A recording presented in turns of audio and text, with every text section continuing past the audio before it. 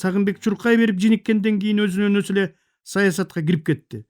Жолукканда далай айттым: "Ай Саке, саясат сен экөөбүзгө жарашпайт, андан көрө обон чыгар" деп. Кулагы таптакыр укпай калган, деңгээлге дейре жетип калган экен, укпай койду. Аңгыча өтүп бараткан жол бунит Сагынбектин гитара жөнөтүп турган дубалга сол бутун көтөрө калып, сийип жиберип, андан ары жортуп кетти. "Эй, карачы, сага мен эмес ит да нааразы болуп атат" дедим. Жолдо баратып ойлодум, жакшы көргөн ырчыңа саясатты көргүзбө деген чын экен деп. Мен табиятымда лирик акын элем, бирок мен уктап жаткан элимди бир уктаса жоо чаап жатса да, кызылдай кырып жатса да ойгонбогон, уят сыйыты бар, таалим тарбиясы бар, качантан бери эл кылып сактап келген каада салты бар элимди сылык сыпа лирика менен, сүйүү ырлар менен ойгото албасымды түшүнгөн соң, кыргызды ойготуш үчүн көзгө, мээге, жүрөгүн сууруп алып жүлүнгө сая турган ырлар керектигин түшүндүм.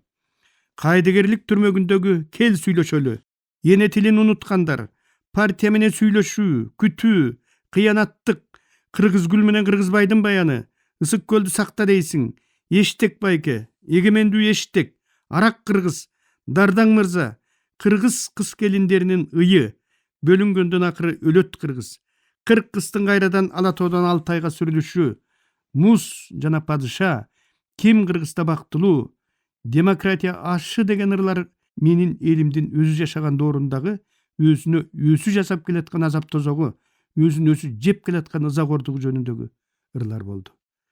Өз доорун Калыгул зар заман, Арстанбек тар заман деп ырдаса, мен өз доорумду шал заман деп ырдадым. Кайдыгерлик түрмөгүндөгү ырлар 2011 окуу жылынан тартып биринчи жолу мектеп окуучуларынын окуу программасына киргизилди. Түрмөктөгү алгачкы ырлардын бири Ысык көлгө арналды. Алыкул баш болгон акындар көлдүн көркүн, керемет сулуулугун, каадасы менен сыйын ырдаса, мен көлдүн кайгысы менен ыйын ырдадым. Кайдыгерлик деп какшап келип, Нижна Серафимовка деп аталган кыргыз айылындагы карлар үйүнө кабылдым. Кыргыздын балдары бакпай койгон жетим чалдарды, жетим кемпирлерди көргөндө ата энесиз жетим өскөн жүрөгүм канап, кара жер айлан көчөгө аңтарылды. Мен көпкө дейре буулугуп, адегенде Кыргызстан маданияты кесисинде макала жазсам деп жүрүп, анан ыза муңум ыргайланып кетти. 87 жылдардын аягы болсо керек эле. Жекшемби күн болгондуктан бизди кайдан келдиңер деп сураган деле жан болгон жок. Коляскача майыптар жүргөн бетон короону тепсе өтүп, жатаканага кирдим да үстүңкү кабатка көтөрүлүп, далистеги биринчи эшикти ачтым. Таластан келдиңби кагылай, мен алып кеткени келдиңби деп көзүн жалдыратып, үстөкө босток сурап жибергенине эмне дейримди билбей, маңдайында турган буурул чач кемпирдин күтүүсүз суроосуна айлам кете түштү. Жок энеке, мен таластан келген жокмун, кесиптен келдим, кабарчымын дедим. Кемпир оорулутунуп алды да, келе кой, энди мындай олтур деп орундукту көрсөттү. Канчадасыз сени? 70тен өттүм балам. Бул жерге келгениңизге канча болду? 2 жылдан ашып баратыр. Тамак ашы кандай? Тамагын деле жебейм айланайын. Нанын ап калып чай менен ичип алам. Карандай чай мененби? Анан эмне кылам кагылайын? Тамагын жалаң чочконун майына жасайт экен. Заманам куурулуп 2 жылдан бери чай менен келаткан кемпирдин тагдырын кимге барып айтаарымды билбей турдум. Балдары батырбай койгондон кийин колхоздун парторгу жеткирип келип, кийин келип алып кетем деген бойдон келбей коюп, келем дегенине ишенип, күнүгө жол карап, бейтааныш бирөө эшигин ачса эле, таластан келдиңби кагылайын деп сааттан чыга калган күкүктөй күкүктөп турган, канаты болсо азыр эле таласын көздөй учуп жөнөчүдөй болгон кемпирдин наностий дегенине да көңүл бурбастан, көзүмдүн жашын сүртүп, ошол эле катардагы дагы бир бөлмөнүн эшигин ачтым. Андан чыгып дагы бир бөлмөдөгү керебетте тура албай жаткан кемпирге барып учураштым. Биринчи эле суроом: эмнени сагындыңыз эне дедим. Таласымды жүн тутканды деди ал, томолонуп түшкөн көз жашын сүртүп жатып. Бул кемпир да таластан экен. Дагы бир бөлмөгө кирдим. Устара менен кырып салгандан кийинки чачы бир аз өсүп калган кемпирди жетелеп келип, олтургускан келин ал жай сурашкандан кийин, чачым биттеп кеткенден кийин алып салганбыз деп шыбырады. Каяктан болосуз сени? Тияншандын оттугунан. Канчадасыз? 80ден аштым. Балаңыз бар беле? Балам да келиним да бар айланайын. Колхоздо бухгалтер болуп иштейт. Неберемди бир жыттап өлсөм арманым жок эле, ап келбей коюшпадыбы деди. Ошондой күндөрдөн бир окуя эсимде. Филармониянын чоң залы элге жык толгон. Демейдегидей эле эсиңе кел деген ырды таланттуу актер Сүйүнбек Бийназаров окуп бүтүп кетип баратканда залдан чуркап чыккан эңгезердей кара жигит алдын тураду. Эй, сен эмне үчүн бизди уят кылып, менин энемди шылдың кылып окуйсуң? Азыр ушул жерден өлтүрүп салайынбы деп ызырынса болобу? Эл дуу дей түштү. Мындайды күтпөгөн Бийназаров, мен эмнеге өлтүрөсүң? Өлтүрсөң жаскан кишини өлтүр. Аны мен жаскан эмесмин деп тигинин колунан бошоно албай жатканда филармониянын башкы режиссеру Келдибек Тургунбаев жигиттин колун толгоп туруп көчкө бир тепти. Жогол азыр. Болбосо милициянын колуна салып берем. Андай намыскер экенсиң, энеңди карлар үйүнөн алып албайсыңбы? Деди. Тигил жигит ошол бойдон залдан чыгып жок болду. Ырды кемелине келтире окуган, кийин Кыргыз Республикасынын маданиятына эмгек сиңирген ишмер наамын алган Райымжан Курбанов экөөбүз эсиңе кел деген ыр менен кыргыз айылдарын дала ирет кыдырдык. Бир ирет таласка сапар алдык. Шаардын маданият үйүндө эл жык толгон залда ушул ыр окулду. Далайлар ыйлап олтуруп, аягына чейин чыдап калбай чыга качкан күндөрүн көрдүк. Ошондо бир эжеке: Шайлообек, моногул ырыңдагы таластык кемпирлердин тагдыры каңырыгыбызды түтөтүп, кабыргабызды кайыштырып туру. Талас эли намыскөй эл. Силер шекерди айланып келгичекти жанагы шүмшүк уул келиндерине чара көрүп, канттагы карлар үйүнөн таластык кемпирлерди алып келип, шартын түзүп, ушул жерде багабыз деп сөз беребиз деген эле. Таластыктар чын эле сөзүндө туруп, ошол кемпирлерди алып келип багып, кийин көздөр өткөндө аруулап, жууп, ак кепиндеп туулган жерге беришкенин көрдүм. Мен таластык ошол эжеге, талас элине ушул күнгө чейин ыраазымын. Таластык эки кемпирди карлар үйүнөн киндик кан тамган жерине кайрып келген ыр ушул менин эсиңе кел деген ырым болгон. Касым Жестем кайдыгерлик түрмөгүндөгү Эштек байке деген ырымдын прототипине айланды. Ыр агестеги Кыргызстан маданияты кесине чыгып келгенде жээндерим окуп алып, тайекем атамды жазып салыптыр, атамдын эле өзү болуп калыптыр, окуй атам окуп албасын, атам көрүп койбосун деп Ажар менен Жаныбек кести көрүнгөн жерден көрүнгөн жерге катып жүргөнүн жакшы билем. Эштекти Жездем окудубу жокпу анысын билбейм. Балким окуса окугандыр. Анткени келген кеситтерди сөзсүз бири сыйра карап окуп чыкчу. Бирок экөөбүз менин ыр жазып жүргөнүм боюнча эч качан сүйлөшүп баарлашкан эмеспиз. Жээндерим Жездемден жашырган ошол ырда чын эле Жездем окшогон миңдеген кыргыз эштектеринин образы бар эле. Кыргызстан маданияты кесинин ошол кестеги башкы редакторунун орун басары, айтылуу кара сөз чебери Ашым Жакыпбеков Эштек байкени кеситке өзү чыгартканы. Андан кийин багуусуз калган кемпирлер тууралуу эсиңе кел деген ырым дагы ушул кеситке басылып чыкканда колумду кармап алып, Шайлоо, 1000 таластык жасабаганды жалгыз сен жасадың. Сага рахмат деп кубанып турганы күнү бүгүнкүдөй көз алдымда.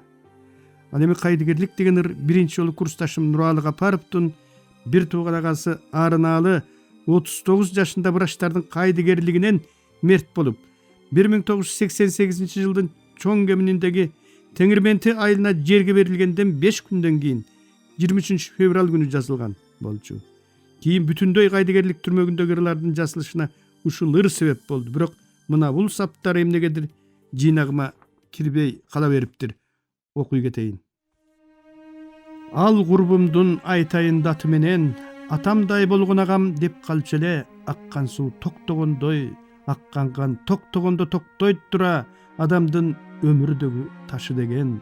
Атасындай болгон бир агасы анын балбылдап батып кетти 39 жашы менен. 40 жашка чыкпайт эми, кыйкырган үнүңөрдү укпайт эми, болгону кыштыр жайдыр уктайт эми. 39 деген эмне? Болгону 10дон 3-ө, анан 9, 39. Теңирменти деп аталган айылдагы жаңы каскан мүрзөдө турам тоңуп, 39, 39. Ой эми сен Нуралы, ок жеген куландайсың. Ойронуң 39, 39, 39. Эманы 93 кыла албайсың. Көздөн жаш, көкрөктөн арман чыгат. Айткылачы колсун саңарылаган, туура эмес дарылаган. Эң жөнөкөй ооруга да дарт белгисин кое албаган, эң жөнөкөй ооруну да жое албаган, жыландай чал өлтүргөн, наристе бала өлтүргөн врачтар кайдан чыгат? Ошолор оорукана дегенге кантип кирет? Ак халатты уялбай кантип киет? Кантип дегенден жалкып жүдөп, кантип дегендер уйку бербей, мээимде калкып жүрөт. Ömürдün kaydan bilsin barkın bular. O Gipokrattın antırgurlar. El içinde uyalbay kantip jüröt. Ak koydu öldürdün dep tultuktayбыз. Adamdı öldürgөнгө unçukpayбыз. Kaydıgerlik katıp kalgır katpay turat. 39 jıl kakkan aykөл жүрөк Теңирменти деп аталган bir айылда какпай турат. 39 жылдан аркы жыл эсеби аңылдап актай турат.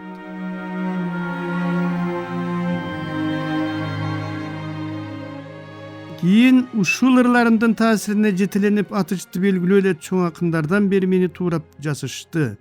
Бирок бириники да меникине окшогон жок. Чыныгы жүрөк менен сүйбөгөн сүйүү жалган сүйүү болуп калган өңдө эле жүрөк менен жасалбаган ыр да эч качан чыныгы ыр болбойт экен.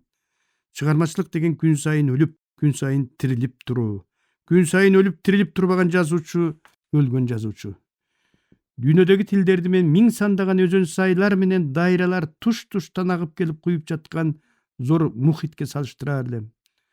Ошол өзөн сайлар менен дайралардын өйүс-бүйүсү жап-жашыл тал теректерге, дүйүм чөптөр менен жайнаган гүлдөргө толуп, миң түркүн куштар сайрап турат. Кокуз дайралардын бирөө эле соолуп калса анын жээгиндеги жашоо токтоп, тал теректер куурап, чөптөр күйүп, какыраган жансыз чөлгө айланат. Сайрап турган куштар башка жактарга учуп жок болушат. Мен эне тилимдин ушинтип соолуп жок болушун эч качан каалабас элем. Өнөр өлбөйт деген экен элибиз. Өнөр алды кызыл тил деген экен элибиз. Элдин тамыры тил. Өткөндө Бишкектеги тамыры чириген дарак жыгылып бир киши жок болду. Эгер эне тилдин тамыры чирисе, бүтүндөй эл жок болот. Эл жок мамлекет да болбойт. Калк болгону касынан мурда, өсүнөн мурда, сөзүнө таянып, сөздү жолдош кылыптыр. Баарынан сөз улук, баарынан сөз алды деген ошондон дам калса керек. Ошон үчүн чөпкө жыгылбагандар сөзгө жыгылган. Кыргыздын кызыл тил тарыхы бери дегенде эле 2000 жылдык узак жолду кучагына камтыйт. Кененине сөз жетпейт, тереңине көз жетпейт. Ушу тапта жат кадырынан өз кадыры, аз кадырынан көп кадыры кемип, баарынан да сөз кадыры кемип турган чакта оймоктой ой дүйнөсүнө 12 000 аалам баткан бабаларыбыздын балбан сөзүнө, баба сөзүнө башыбызды ийели. Кыргызы менен кылым кесип, асса асып, тосса тозуп, булактан аккандай кулакка агып, атадан балага тарап, энеден денеге тарап, муунда муунга кан болуп жүгүрүп турган сөз телеге итегиренип олтуруп, тегин жерден бизге жетпеген чыгар. Ажал баарын алат, жалгыз гана сөз ала албайт деген экен кыргыз. Сөзгө гана өлүм жок деген экен кыргыз. Анда ар бир кыргыз баласынын туу тутуп туулган журтунда тулга кылар.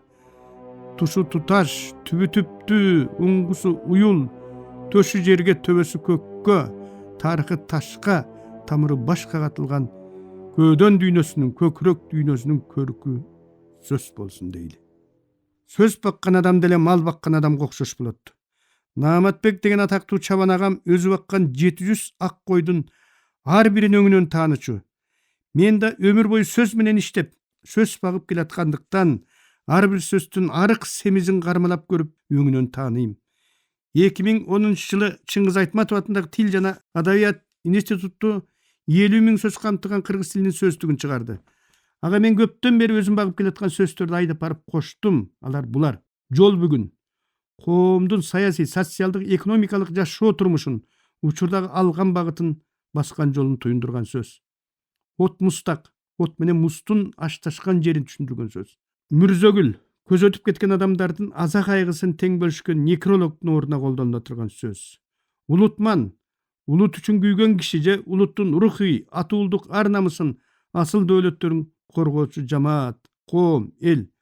Азыр Утыркынын улутман берүүсү Түгелбайдын алып барышында жумурай журтка белгилүү. Бул сөздү Жетимен журналында иштеп турган кезде белгилүү акын Кыялбек Урманбетов тапкан. Бомбейгат карапайым адамдардын бийлик бутактарына, чоңдорго жазган арыз муңунун кайрылуу каттарынын топтому, жыйындысы. Апарман, кызыл менен сарынын ортосундагы түс. Апарман түстү шырдактын жүнүн боёгондор, сайма сайган устар көп колдонот. Ат башынарында апарман десе, актыла жагында напарман деп коет. Жетимен, Кыргызстандагы маданий журналдын аты 2004 жылдын 1 мартында Юстиция министрлигинен каттоодон өтүп, 4 саны жарыкка чыккан бойдон токтоп калган журнал. Желгербес, кичинеле мансап күтө калса менсип кеткен жаман сапатты жер менен баспай каада күтүп көп калгандыкты түшүндүргөн сөз. Алачык, байыркы мааниси алачык, көбүнчө жарды жалчылар, кедейген багалдар жашаган үй дегенди туюндурган. Козу түш, убакыттын чен өлчөмүн билгизет. Күндүзгү саат 10:30-дан 11:30-га чейинки мезгилди түшүндүргөн сөз. Илгери кыргыздар койду эле эмес, козуну да кайтарган. Ошондон улам козу түш деген сөз пайда болгон. Кырк элек. Кыргыздын байыркы музыкалык аспабы. Бакайдын кеңеши менен 40 руудан бирден кылап келип тагып, аны 40 элек деп атап, бөлүнбө тууралуу антташкан. Удургу, жапайы уйдун аты. Кендирбаш, Каракуурайдын Алтайча аталышы. Бул сөз көбүнчө алтайлык кыргыздарда колдонулат. Бөтөн зордук, күчүнө, зордук зомбулугуна, байлыгына, бийлигине, мыкаачылыгына же таасирине таянуу менен жеке адамдарга, алсыз өлкөлөргө басым кысым көрсөткөн ар кандай органдардын, уюшкан топтордун, мамлекеттик органдардын, мамлекеттердин өкүм зордугуна берилген аныктама. Сөздүккө киргенге үлгүрбөй калганда сөздөр бар. Мисалы сөз бөрү. 3 же андан көп адамдардын коомдун аргыл жактайындагы маселелерди кызыл чеке болуп талашып, тартышы.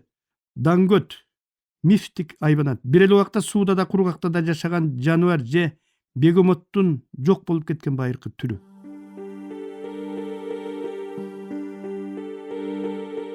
Бардыгы эле айылдан шаарга келген кыргыздарга окшоп, квартиранын азабын мен да аябай тарттым. Зейненин боюнда бар кези. Ал тургай төрөр мезгилде жакындап, ай күнүнө жетип турган маалы.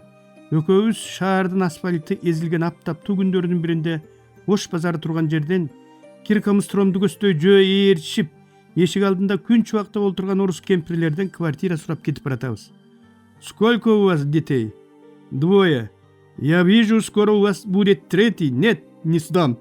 У меня нет сил переносить шум гам ваших детей, деди. Көлөмү мышыктай болгон жылаң ачтын кучактап, анысын өп жыттап олтурган орус кемпир сөймөйү менен Зейненин курсагын сая көрсөтүп. Бир кызыгы кемпири болобу, чалы болобу сүйлөшүп алышкансып, баары эле балдардын ызы чуусун сүйбейм деп узатып жатты.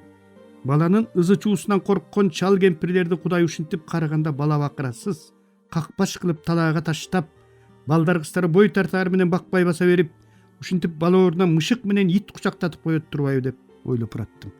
Кызыл аскердеги орус туугандардан жолубуз болбой, кыргыздардын борборунда кыргызды Кудай ушинтип мусапыр кылып койгон үчүн кимди сөгөрүмдү билбей, эртеси экөөбүз кайрадан ээрчишип алып, эми төкөлдөштөгү уйгур туугандардын уй кою чубап турган көчөлөрүн аралап, каалгаларын кагып кетип баратабыз.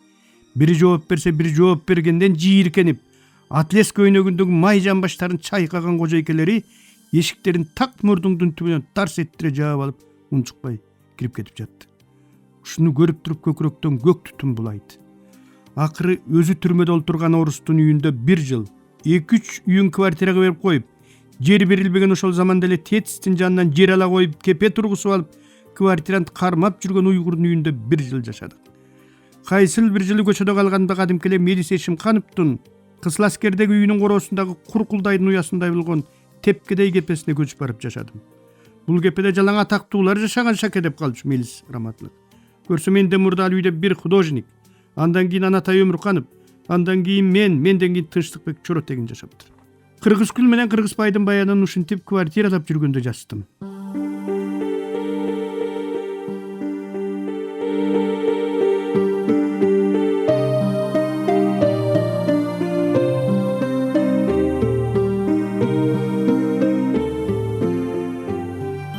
Сиздер, урматтуу радиочулар, Кыргыз Республикасынын эл акыны, Токтогул атындагы мамлекеттик сыйлыктын лауреаты Шайлообек Дүйшеевдин Агындылар аттуу китебинен автордун көркөм окуусунда улантып уктуңуздар.